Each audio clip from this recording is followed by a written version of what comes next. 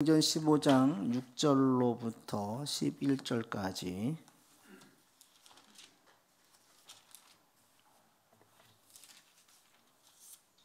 한 절씩 교독합시다.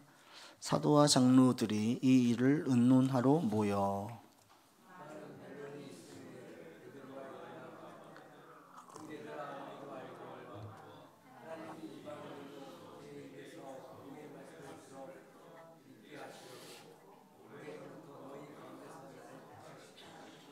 또 마음을 아시는 하나님이 우리에게와 같이 그들에게도 성령을 주어 증언하시고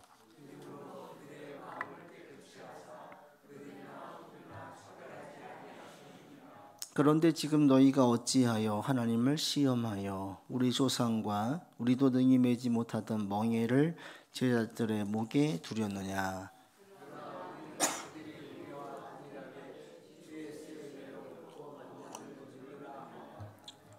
아멘.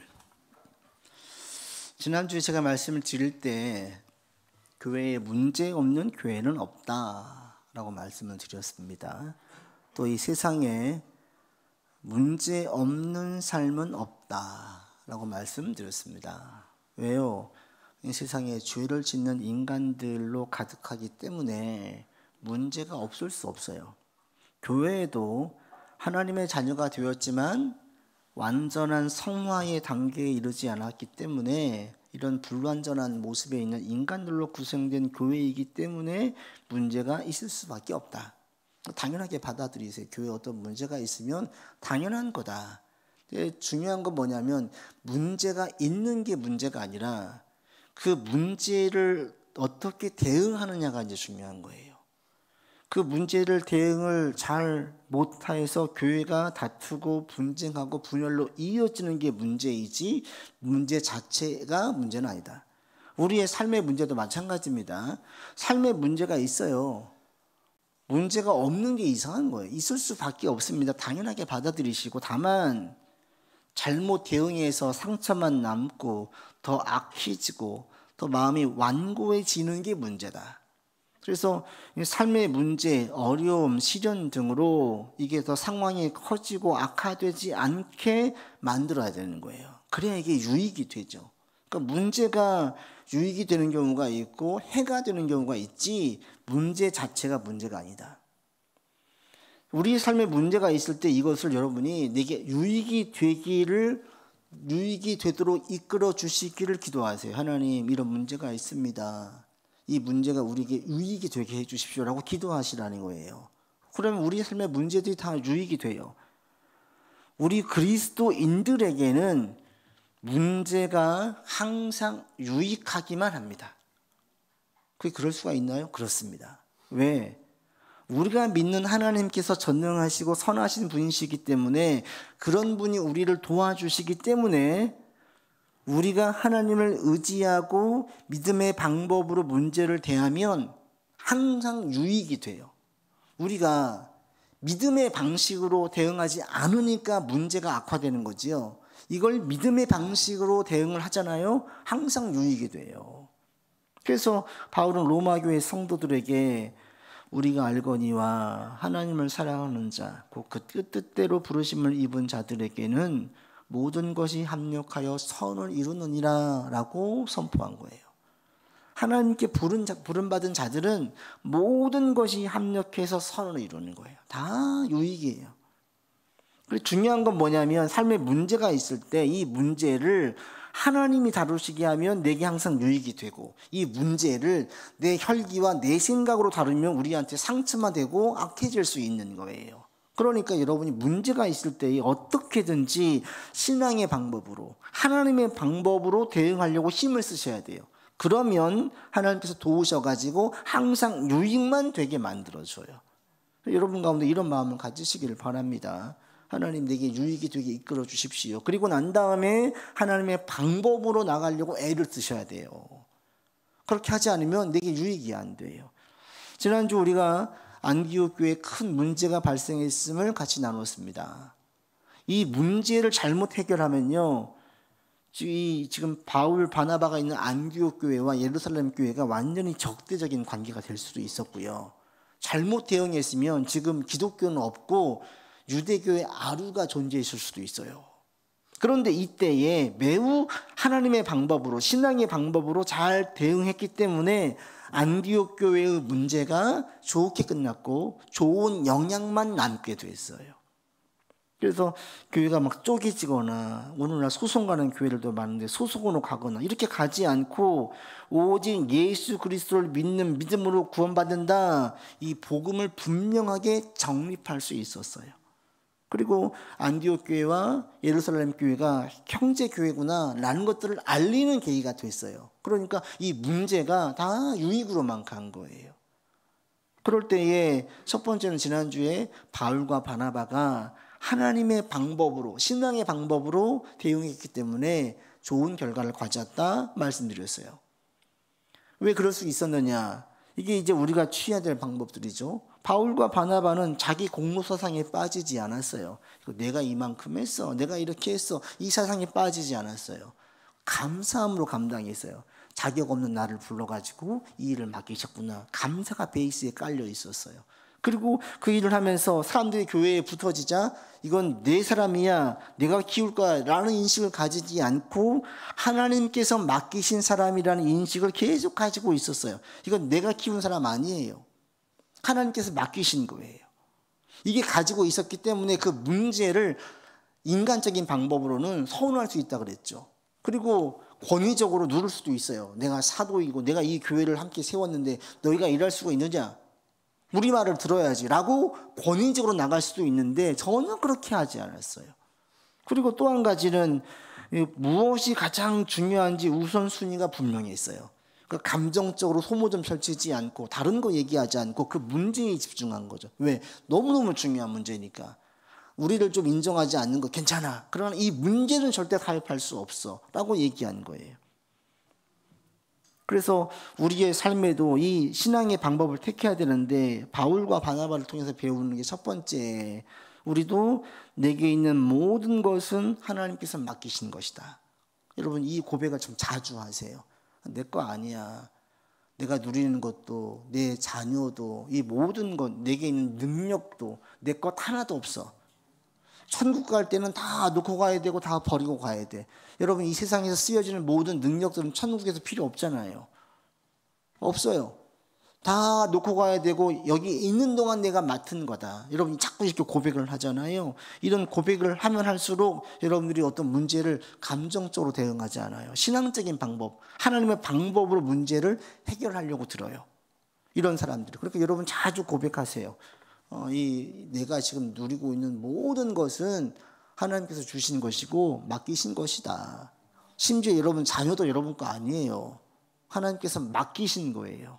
이런 고백을 계속하면 합력하여 선을 이루시는 하나님의 손길을 보게 돼요.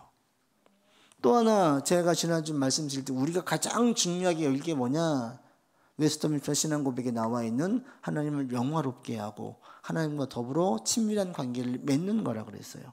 여러분이 하나님의 영광을 드러내는 삶을 살기 원합니다 라고 자꾸 고백을 하세요. 하나님, 욕되는 인생이 아니라 하나님을 영광스럽게 만드는 삶을 살기를 원합니다. 이렇게 살잖아요. 하나님께서 그 삶을 매우 귀히 여기세요. 하나님 편애하십니다. 모든 사람 똑같이 대하시지 않습니다. 이게 공의예요. 하나님께 열심하고 헌신하고 더 순종하는 사람을 귀히 여기는 게 정상 아니에요? 하나님을 영광을 드러내는 삶을 살고 싶습니다 라는 사람들에게는 하나님께서 더 도와주세요. 더 도움의 손길을 더 분명하게 선명하게 볼 수 있게 돼요. 그러니까 이런 축복이 있어요. 그러니까 여러분 자꾸 고백하세요.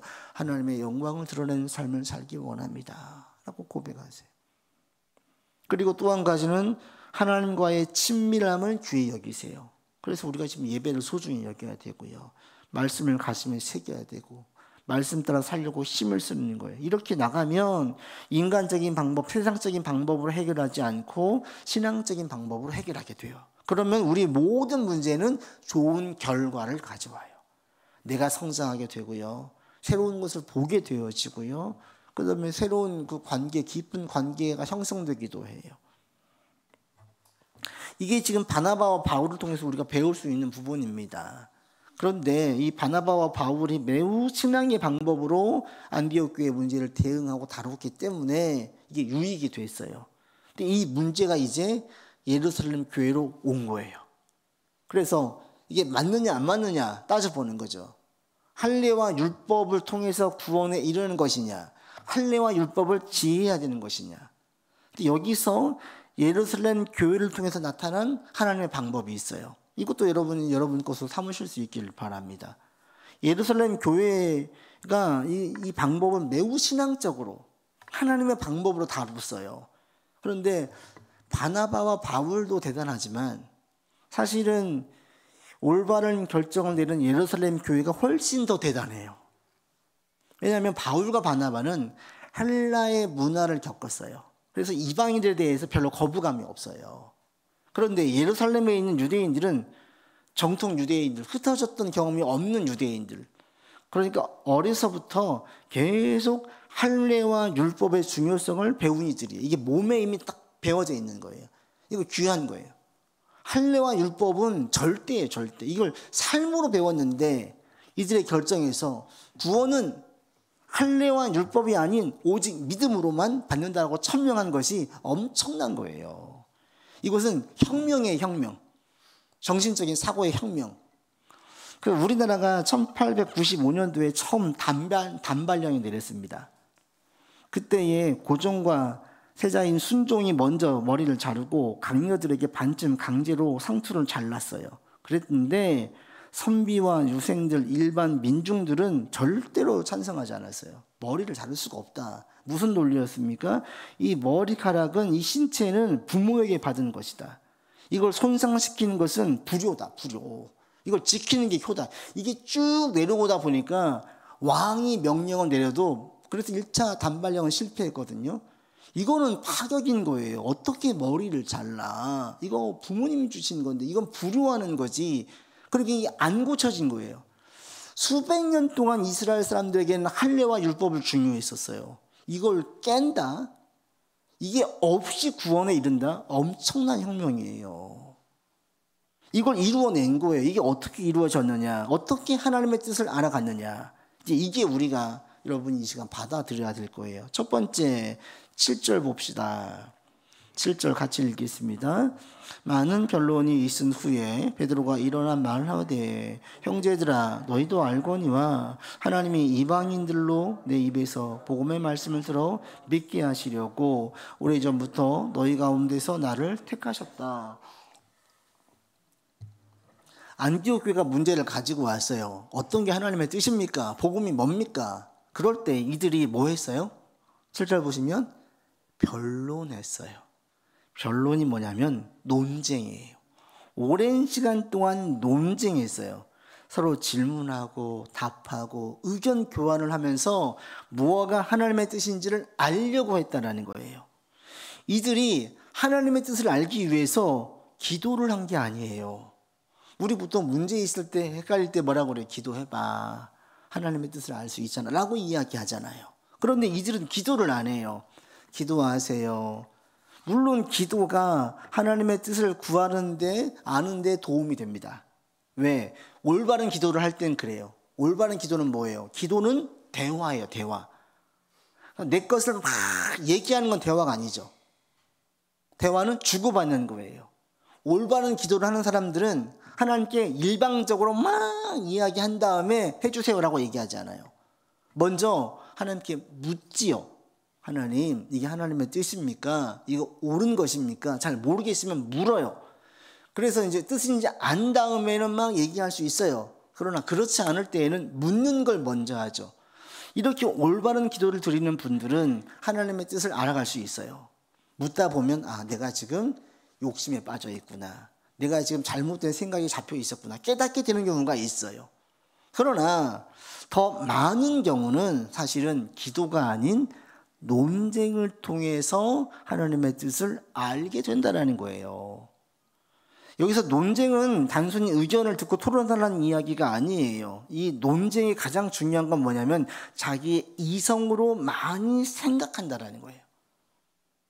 이성으로 생각을 해야 되는 거예요. 여러분, 우리 생각은, 이성은 하나님 주신 선물이에요. 그러니까 어떤 분들은 그냥 무조건 기도하다가 느낌, 그때의 생각, 그때의 감정, 이거 하나님의 뜻이라고 이야기하면서 밀어붙이시는 분들이 있는데 매우 위험해요. 그러면 안 됩니다. 하나님의 뜻을 알기 위해서 가장 많이 쓸 게 뭐냐면 이성으로 하나님의 뜻을 알기 위해서 깊게 사고해야 돼요.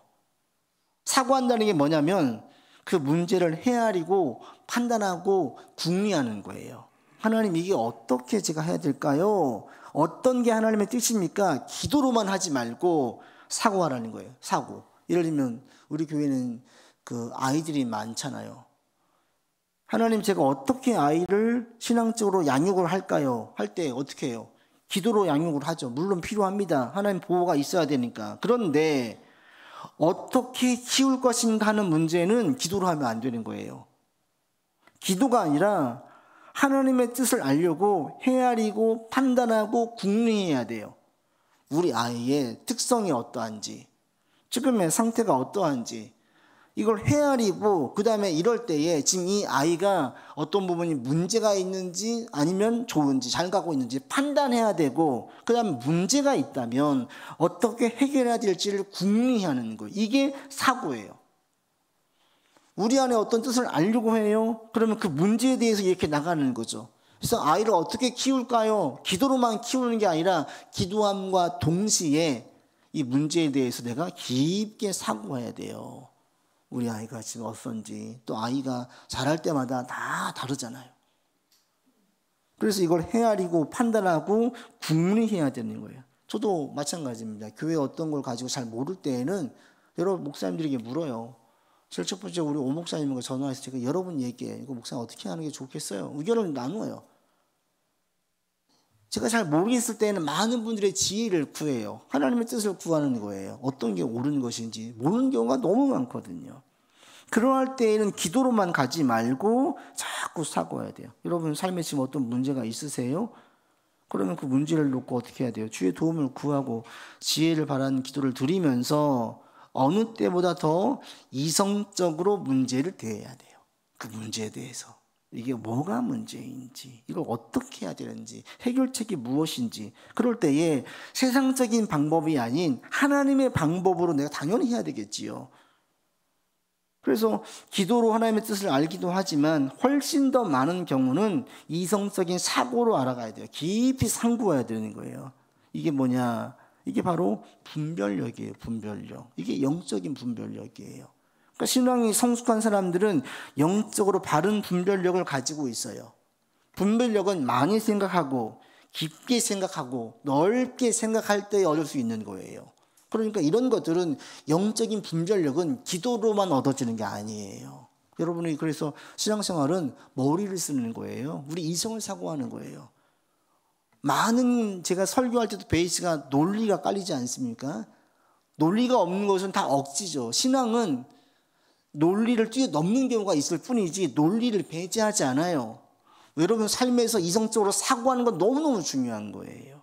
그래서 어떤 문제가 있다면 정말 그럴 땐 더 냉철하게 진지하게 살펴보셔야 돼요. 지금 이들은 그래서 많은 변론을 했다라는 거예요. 그런 변론을 하고 있는데 7절 보시면 그런 중에 베드로가 일어나서 자기가 얘기를 해요. 베드로가 얘기한 핵심이 뭐냐면 이방인인 백부장 고넬료에게 주의 성령의 임한 사건을 이야기해요.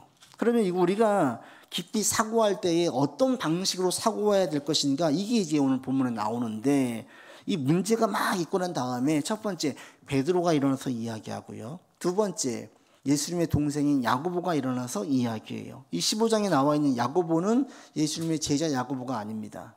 제자 야고보는 앞에서 이미 순교해 있어요. 여기는 예수님의 육체적인 동생인 야고보예요. 일어나서 이야기를 해요. 핵심은 그겁니다. 첫 번째 베드로가 이야기한 게 뭐냐면 백부장 고넬료에게 임한 성령 사건, 이방인에게 임한 성령 사건. 그러고 난 다음에 야고보가 일어나서 구약의 아모스의 말씀을 인용해서 이야기해요. 이게 어떤 의미냐면 베드로가 지금 이방인들에게 나아가서 하나님께서 환상을 보여주시고 백부장 고넬료의 집에 갔어요. 거기에 많은 이방인들이 모여있는 이방인들. 그들에게 예수가 그리스도임을 밝히 드러내자 놀라운 일이 생기죠. 그들 가운데 주의 성령이 임하는 거예요. 깜짝 놀랐죠. 오순절 마가다락방에 임하는 성령이 유대인들에게만 임할 줄 알았더니 이 이방인들에게도 임하는 거예요. 베드로가 여기에 되게 충격을 받았어요. 그리고 이것을 간직하고 있었어요. 간직하고 있다가 안디옥 교회에서 문제가 오자 많은 논쟁 중에 베드로가 이 사건을 떠올린 거예요. 계속 가지고 있으니까. 그러면서 하는 얘기가 8절입니다. 같이 읽겠습니다. 또 마음을 아시는 하나님이 우리에게와 같이 그들에게도 성령을 주어 증언했다. 이 그들이 누구냐면 이방인들. 백부장 고넬료. 우리가 그 사건을 알고 있지 않느냐 끄집어내는 거예요. 어떤 사건이에요? 성령의 사건, 하나님의 도우심의 사건, 하나님의 은혜를 베푸신 사건, 이걸 끄집어내는 거예요. 그게 뭐냐? 베드로가 계속 간직하고 있었어요. 간직하고 있다가 안디옥 교회 문제가 딱 나오니까 떠오르면서 영적인 교훈을 깨닫게 된 거죠. 아, 그렇구나. 구원은 할례와 율법이 아니라 믿기만 하면 되는구나. 왜? 그 사건이 있지 않느냐라고 증명을 한 거죠. 영적 교훈을 깨닫게 해주고 알려주자. 그 다음 이어서 여러분 말씀 봅시다. 13절 가보십시오. 13절 같이 읽겠습니다. 말을 마침에 야고보가 대답하여 이르되 형제들아 내 말을 들어라 라고 얘기하면서 15절 이하의 선지자의 말씀을 이야기하십니다. 15절 18절까지 읽겠습니다. 선지자들의 말씀이 이와 일치하도다. 기록된 바 이후에 내가 돌아와서 다윗의 무너진 장막을 다시 지으며 또 그 허물어진 것을 다시 지어 일으키리니 이는 그 남은 사람들과 내 이름으로 일컬음을 받는 모든 이방인들로 주를 찾게 하려 함이라 하셨으니 즉 예로부터 이것을 알게 하시는 주의 말씀이라 함과 같으니라. 아모스 9장 11절과 12절에 그 날에 내가 다윗의 무너진 장막을 일으키고 그것들의 틈을 막으며 그 허물어진 것을 일으켜서 옛적과 같이 세우고 그들이 에돔의 남은 자 내 이름으로 일컫는 만국을 기업으로 얻게 하리라. 이 일을 행하시는 여호와의 말씀이니라. 아모스 9장이에요. 이 말씀이 떠오르는 거예요. 에돔, 이방인들, 만국의 사람들 가운데에서도 믿는 자가 있다고 구약에 얘기되어 있다. 베드로가 백부장 고넬료 사건을 이야기하자 야고보는 성경 말씀으로 그 사실을 뒷받침해 주는 거예요. 하나님의 방법이 뭐냐? 여러분 삶에 베푸신 은혜를 첫 번째 기억하는 거예요. 제가 전에 추수감사주일 때 우리가 그 얘기를 드렸는데 여러분 이번 25년도 12월 마칠 때까지 계속 무엇을 많이 생각하시냐면 내게 베푸신 은혜를 자꾸 생각을 하세요. 내가 하나님께 은혜 받은 것들, 도움받은 것들, 기도 응답받은 것들 있잖아요. 이것들을 계속 곱씹어 보세요. 마음에 새기세요. 잊지 마세요. 대단히 중요합니다.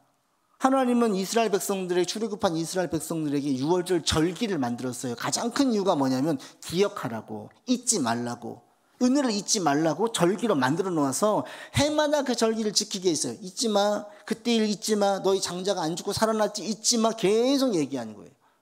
이게 왜 중요하냐면 내게 베푸신 은혜를 기억을 하면 그게 우리 가운데 계속 곱씹고 곱씹잖아요. 영적 교훈을 줘요. 하나님이 이런 분이구나. 어제 우리 어느 집사님과 이야기하다가 하나님에 대한 이야기를 해서 하나님께서는 쉽게 주지 않더라고요. 거저 주지 않으시더라고요. 금방 응답하지 않더라고요. 경험은 경험. 삶의 경험하다 보니까 열심히 기도했는데 하나님께서 바로 안 주세요. 더디 주시는 경우가 많아요. 이런 경험들을 하게 되어지면 하나님은 내게 바로 응답해 주시는 경우도 있지만 많은 경우는 천천히 주시는구나. 한 번에 확 부어주시지 않고 어떨 때는 내가 느낄 때는 찔끔찔끔 느낄 때도 있고요. 겨우 살 만큼만 주실 때도 있어요. 하나님이 그럼 이게 하나님 맞나? 그러면서 은혜 받은 거에 대해서 계속 곱씹다 보면 하나님은 이런 분이야 라는 고백이 나와요. 거기서 영적 교훈을 얻는 거예요. 그래서 어떤 다른 문제가 딱 생길 때 그 문제를 올바르게 하나님의 뜻을 이해할 수 있어요. 내가 이렇게 간절히 기도하는데 왜 응답이 없어요? 하나님이 살아계십니까? 하나님 내 기도를 외면하는 건 아닙니까? 내게 어떤 죄가 있는 건가요? 라고 이야기할 때 아니에요. 하나님이 천천히 더디 응답하신 경우가 많습니다 라고 얘기해 줘서 바르게 하나님의 뜻을 알게 도와주는 거예요. 그러면 여기서 끝나면 되냐? 아니에요. 뭘로 뒷받침해야 돼요? 말씀으로 뒷받침해야 돼요. 내가 이렇게 얻은 영적 교훈이 성경 말씀에 근거해 볼 때 합당한가? 하나님의 보편적인 속성에 맞는가? 이런 비슷한 예가 있는가? 아까 말씀드린 더디 응답하신 하나님 많아요, 성경에. 아, 많구나. 기도하시는데 엘리야가 기도할 때 분명히 말씀해 주셨는데 7번을 반복해서 기도하게 만들어 더디 기도 응답해 주시는 거예요. 아, 하나님께서 많은 속성 가운데 더디 응답해 주시는 방법이 있구나. 하나님의 뜻으로 알면 잘못된 생각에 빠지지 않죠. 하나님께서 내 기도를 안 들어주시나 봐. 내가 죄가 있나 봐. 내 기도를 안 들으시려나 봐. 그렇게 하지 않는 거예요. 하나님의 뜻임을, 이게 내가 지금 기도하고 있는 내용이 하나님 보시기에 합당하면 끈질기게 계속 기도하는 거예요. 그게 적절하게 잘 분별하는 것입니다. 여러분들이 그래서 올해 12월 내게 베푸신 은혜들을 자꾸 곱씹어 보세요. 여러분 올해 어떤 일들이 있었어요?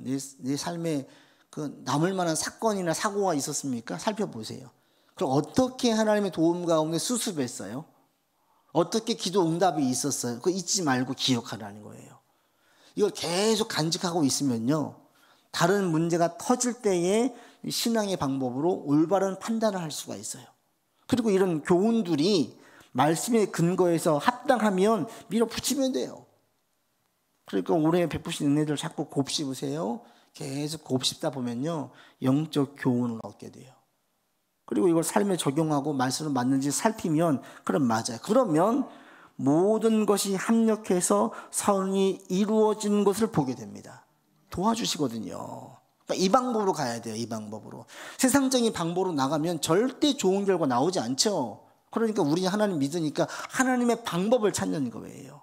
지금 말씀드린 것처럼 그 중에 한 가지가 내가 받은 은혜, 내게 베푸신 은혜들을 기억하면서 그걸 귀히 여기는 거, 계속 가슴에 새기는 거예요. 여러분 가운데 어떤 문제가 있는데 하나님의 뜻을 잘 모르겠습니까? 많은 신앙인들께 물으세요. 그리고 논쟁하세요. 이게 맞는지 저게 맞는지 막 따져보세요. 이게 정말 중요하고 필요합니다. 그러면 우리 삶에 눈물이 있고 괴로움의 시간이 있을지언정 결국 이것은 상처로만 끝나지 않습니다. 선으로 이어져요. 합력하여 선을 이루십니다. 그런 은혜가 여러분들 가운데 있기를 바랍니다.